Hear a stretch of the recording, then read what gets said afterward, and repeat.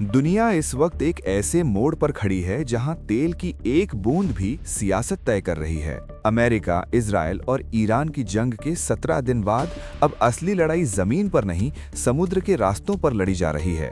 और इस लड़ाई का सबसे बड़ा केंद्र बन चुका है स्ट्रेट ऑफ हॉर्मुज।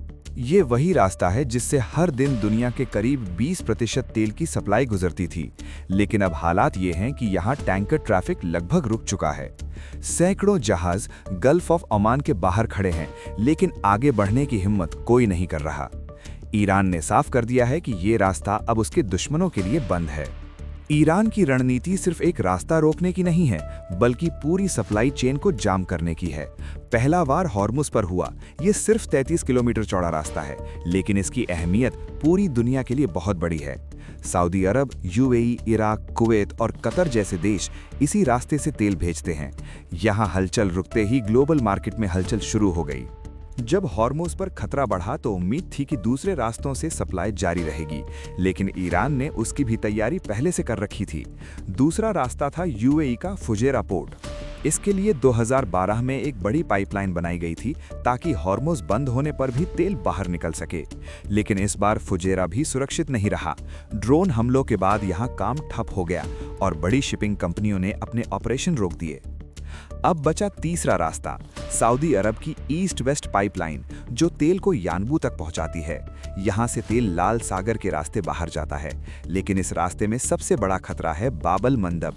ये एक संकरा समुद्री रास्ता है जहां पहले से ही हमले हो रहे थे। अब यमन के हूती विद्रोही खुलकर मैदान में आ गए हैं और उन्होंने साफ कह दिया है कि इस रास्ते को बंद करना उनकी प्राथमिकता है। इसका मतलब ये हुआ कि अगर हॉर्मुज और बाबल मंदब दोनों बंद हो जाते हैं तो दुनिया के समुद्री तेल व्यापार का बड़ा हिस्सा एक झटके में रुक सकता है। इसका असर सिर्फ तेल तक सीमित नहीं रहेगा। पेट्रोल, डीजल, एलपीजी, हर चीज महंगी होगी, हवाई किराए बढ़ेंगे और रोजमर्रा की जिंदगी पर सीधा असर पड़ेगा। हालात इतने गंभीर हैं कि बड़ी बड़ी शिपिंग कंपनियां इन रास्तों से दूर हो चुकी हैं।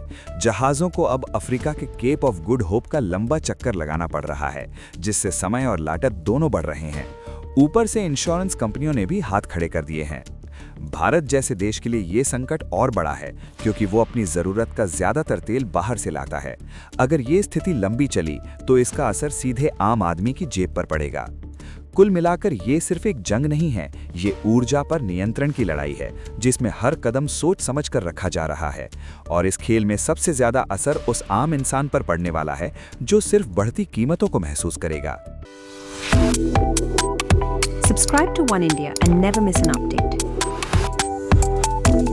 Download the One India app now.